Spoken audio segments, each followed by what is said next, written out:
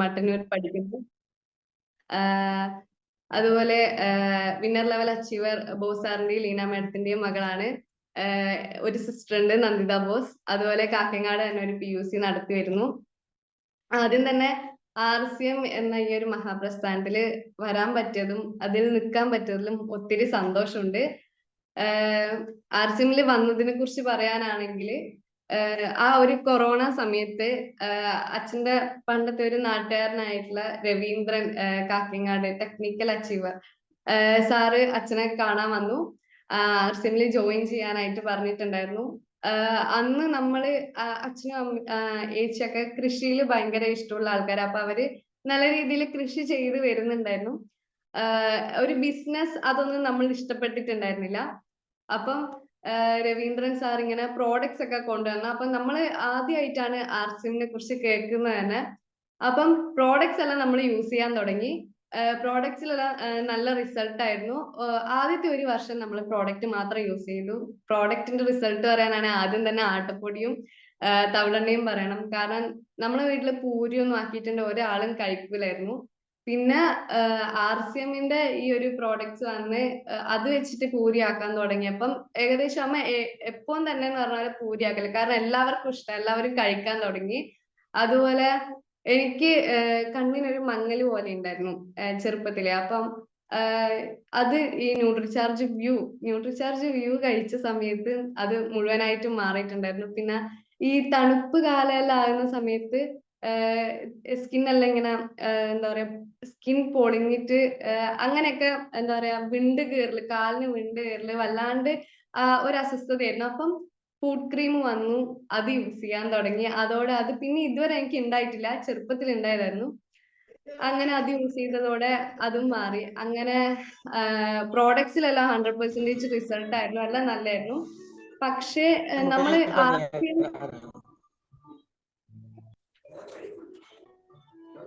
Okay ആർക്കും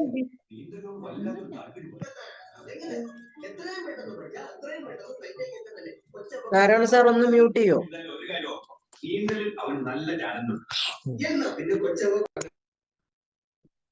okay, അങ്ങനെ products ഒക്കെ യൂസ് ചെയ്യാൻ തുടങ്ങി. പക്ഷേ RCM ബിസിനസ്സിൽ ഇറങ്ങും അങ്ങനെയൊന്നും നമ്മൾ വിചാരിച്ചിട്ടേ ഉണ്ടായിട്ടില്ല. ഒരിക്കലും RCMനെ കുറിച്ച് വേറെ ഒന്നും കൂടുതലായിട്ട് അറിയുണ്ടായിരുന്നില്ല. അപ്പം രവീന്ദ്രൻ സാർ അച്ഛൻ ഇങ്ങനെ മീറ്റിങ്ങിനെല്ലാം പോവാൻ വേണ്ടി വിളിക്കും. അച്ഛൻ ഇങ്ങനെ വേറെ തിരക്കുകൾ ഉണ്ട് എന്ന് പറഞ്ഞിട്ട് ഒഴിവാവും. അങ്ങനെ ഒരു ദിവസം രാവിലെ രവീന്ദ്രൻ സാർ വീട്ടിൽ വന്നു. അച്ഛനോട് ചോദിച്ചു എന്തെങ്കിലും തിരക്കുണ്ടോ? അച്ഛൻ പറഞ്ഞു ഇല്ല. അപ്പൊ പറഞ്ഞു കണ്ണൂർ ഒരു മീറ്റിംഗ് ഉണ്ട്, പോകണം എന്ന് പറഞ്ഞു. അങ്ങനെ അച്ഛനെ കൂട്ടിപ്പോയി. അപ്പൊ നമ്മൾ പോകുമ്പോ അച്ഛനോട് പറഞ്ഞു അച്ഛ ഒരിക്കലും അതിൽ വീഴറി. ഇപ്പം അന്ന് ആ ഒരു ടൈമെല്ലാം ബിസിനസിനെ കുറിച്ച് കുറെ ഇങ്ങനെ മൂവീസ് ഒക്കെ ഇറങ്ങുന്ന ഒരു സമയമായിരുന്നു.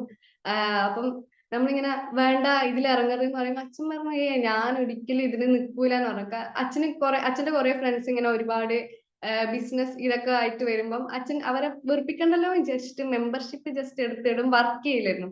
പക്ഷെ ആ ഒരു മീറ്റിങ്ങിന് പോയി വന്നപ്പം അച്ഛൻ തീരുമാനിച്ചു ബിസിനസ്സിൽ ഇറങ്ങാൻ. എന്നിട്ട് നമ്മളോട് പറഞ്ഞു ഇതിലൊരു ബെസ്റ്റ് ഓപ്പർച്യൂണിറ്റി ഉണ്ട്, നമ്മൾ ഇനി RCMലാണ് വർക്ക് ചെയ്യുന്നതെന്ന് പറഞ്ഞു. പക്ഷേ അച്ഛനിങ്ങനെ പറയുമ്പോൾ നമ്മൾ ഇടയ്ക്കിടയ്ക്ക് ഇങ്ങനെ പറയാം അച്ഛൻ അത് വേണ്ട. പക്ഷെ അച്ഛൻ പറഞ്ഞ അത് ഫൈനലാ വീട്ടില്.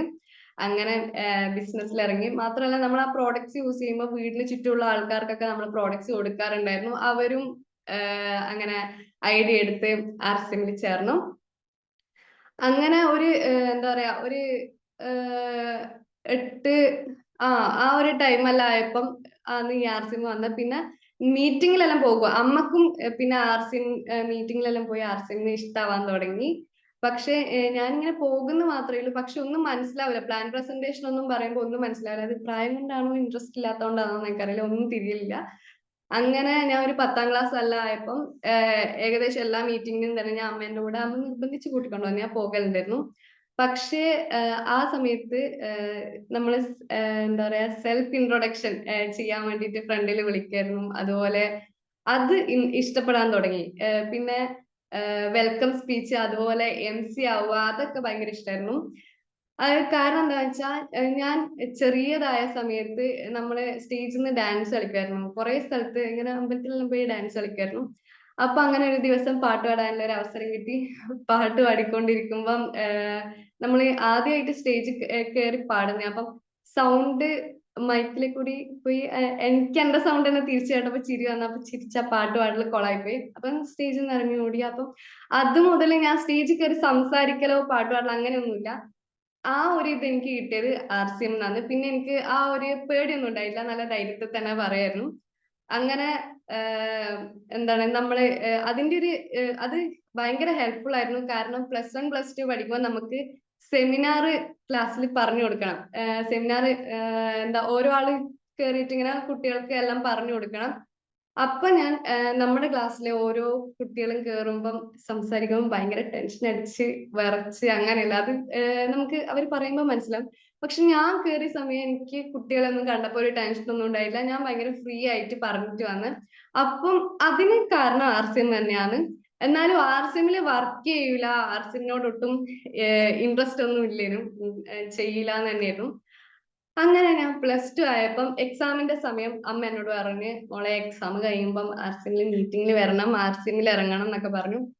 ഞാൻ ആദ്യം ഇല്ല ഇല്ല, പക്ഷെ അമ്മ ഇത് നിരന്തരം പറഞ്ഞു. ഞാൻ പറഞ്ഞു ഓക്കെ വരാ, അങ്ങനെ പറഞ്ഞു.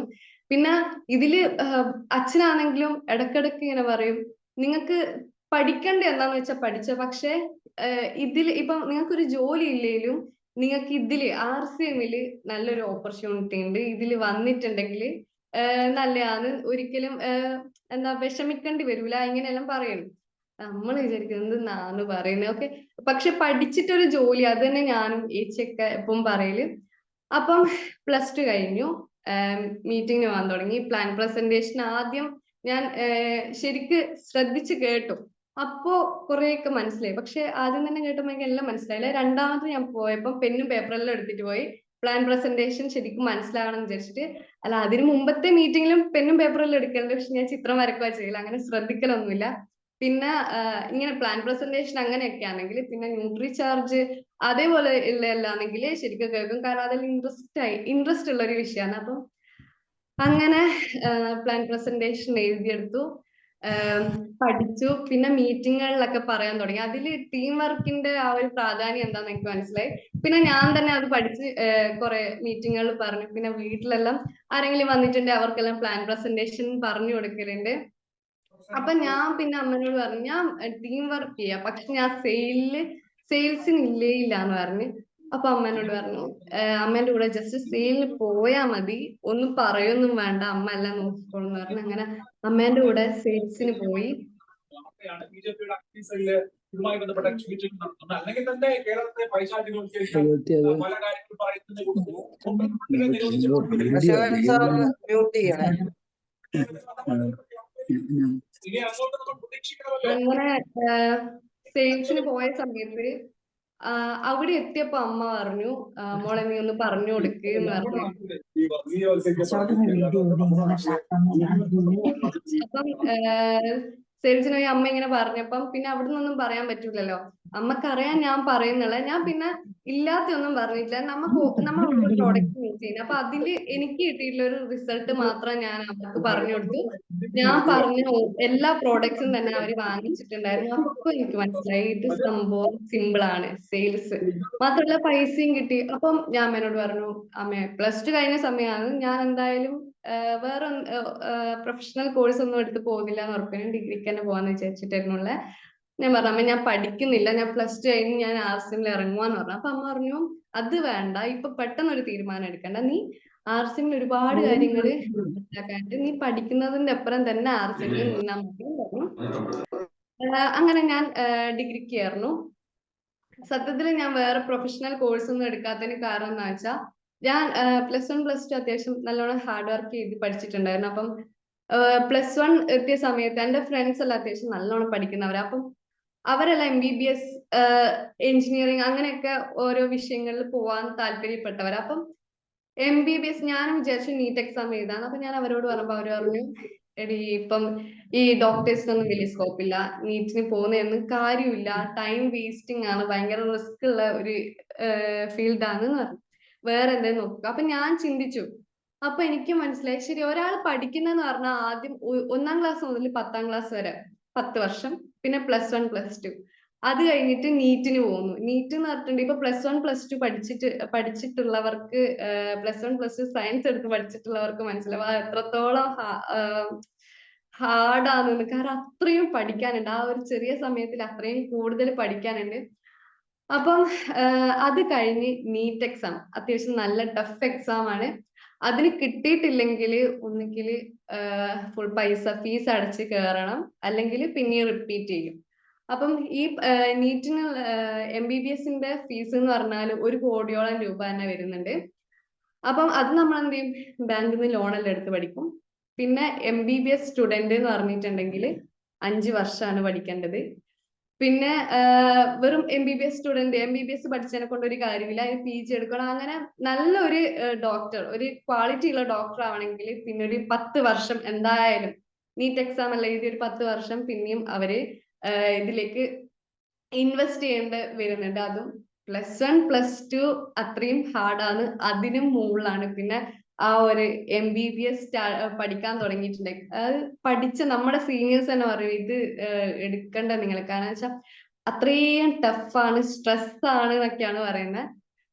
ശരി, അത്യാവശ്യം നല്ലോണം പഠിക്കണം, പിന്നെ രാത്രി രാവിലെ ഒന്നും ഇല്ലാണ്ട് വർക്ക് ചെയ്യണം. ഞാൻ ചെറിയതാകുമ്പോൾ ഒരു 3-ാം ക്ലാസ് 4-ാം ക്ലാസ് എത്തുമ്പം ഡോക്ടർ ആവണമെന്ന് പറഞ്ഞപ്പോ അച്ഛൻ പറയുന്നു രാത്രി രാവിലെ ഇല്ലാണ്ട് പണിയെടുക്കേണ്ടി വരും, അത് നോക്കണ്ടെന്ന് പറയുന്നു. പക്ഷെ അന്ന് ഇതൊന്നും മനസ്സിലായില്ല. പക്ഷെ +2 എക്സാമിന്റെ ടൈം രാത്രി രാവിലെ ഇല്ലാണ്ട് കുത്തിയിരുന്ന് പഠിച്ചപ്പോഴാണ് അതിന്റെ ഒരു ഇത് മനസ്സിലായത്. 2-3 ദിവസം തന്നെ രാത്രി രാവിലെ ഇല്ലാണ്ട് പഠിക്കുമ്പം ഭയങ്കര ഒരു അവസ്ഥയേനും. അപ്പം മനസ്സിലായി, അപ്പം ലൈഫ് ലോങ് നമ്മള് ഇതുപോലെ വർക്ക് ചെയ്യേണ്ടി വരും. അത് മാത്രമല്ല, നമ്മള് അങ്ങനെ നമ്മളൊരു ഡോക്ടർ ആയിട്ടുണ്ടെങ്കിലും നമ്മൾ ബാങ്കിൽ നിന്ന് ലോൺ എടുത്ത ഈ പൈസ ഒന്നും നമുക്ക് തിരിച്ചടക്കാൻ പറ്റാണ്ടാവും, നമ്മൾ പെട്ടു. അപ്പം ഇതേപോലെ തന്നെയാണ് എല്ലാ ജോബിന്റെയും കാര്യം. പിന്നെ എന്താണ് +2 കഴിഞ്ഞ പാടും RCMൽ ഇതാകും.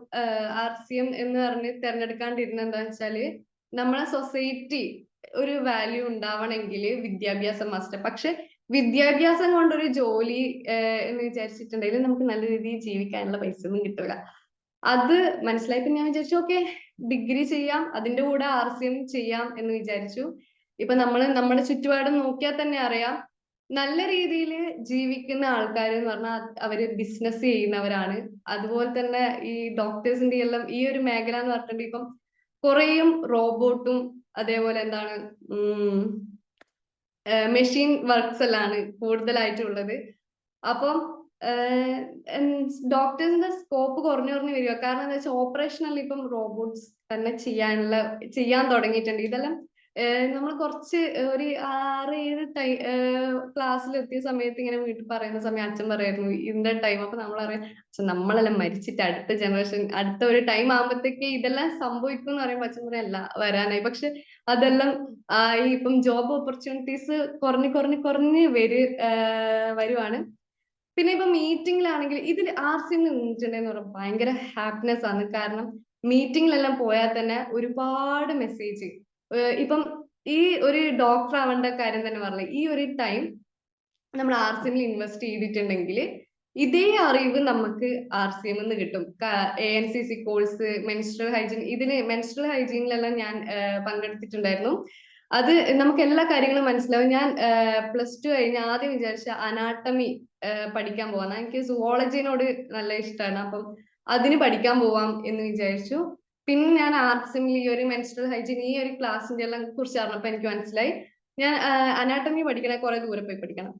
അത് പഠിക്കുന്നതിനേക്കാളും നല്ലത് ഇതിൽ RCMൽ നിന്നിട്ടുണ്ട് എല്ലാ കാര്യങ്ങളെ കുറിച്ചും അറിവ് കിട്ടുമെന്ന് മനസ്സിലായി.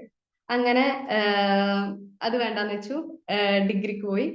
അതേപോലെ തന്നെ പിന്നെ പറയാനുള്ളത്, ഇപ്പൊ നമ്മള് യൂട്യൂബ് തുറന്നു നോക്കുമ്പോൾ തന്നെ നമുക്കറിയാം കുറെ സ്കിൻ കെയർ ആണ്, എല്ലാം തന്നെ സ്കിൻ കെയർ ആണ്. അപ്പം ഞാൻ ചെറുപ്പം മുതൽ ഈ കോസ്മെറ്റിക്സ് അങ്ങനെയൊന്നും വീട്ടിൽ യൂസ് ചെയ്യാൻ വിടില്ല. എന്തെങ്കിലും വാങ്ങിച്ചു തരാൻ പറഞ്ഞാൽ തന്നെ പറയും പാണ്ട് വരും എന്ന് പറഞ്ഞിട്ടൊന്നും വിടില്ല.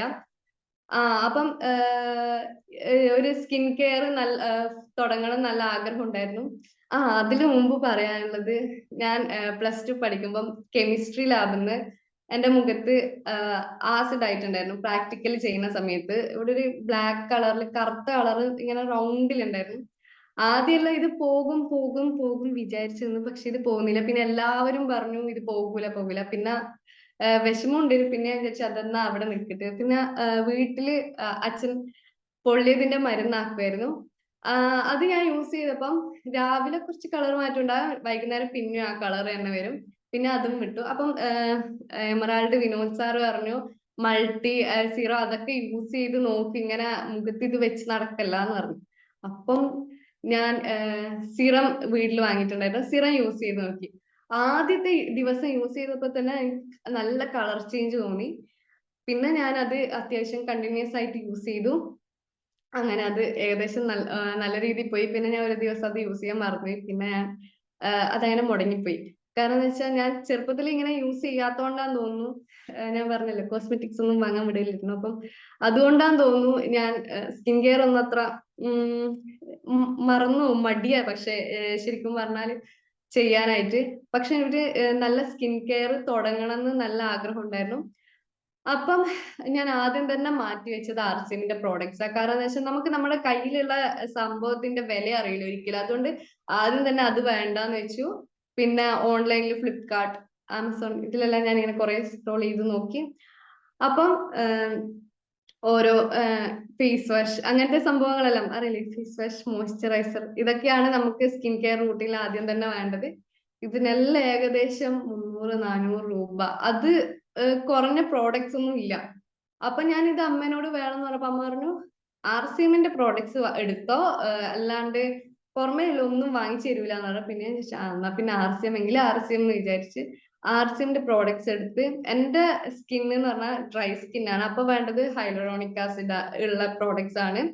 അതേപോലെ ഇപ്പം ആക്നെ, അതേപോലെ എന്താ പറയാ കുരു, കലയൊക്കെ ഉള്ളവർക്ക് നയാസിനമൈഡും, അതേപോലെ സ്കിൻ ബ്രൈറ്റൻ ആക്കാൻ നയാസിനമൈഡ് ഹെൽപ്പ് ചെയ്യും. പിന്നെ സ്കിൻ ഡാമേജ് ആയ സ്കിൻ എന്താ പറയാ റിപ്പയർ ചെയ്യാനായിട്ട് സെറമൈഡ്സ് ഉള്ള പ്രോഡക്ട്സ് യൂസ് ചെയ്താൽ മതി.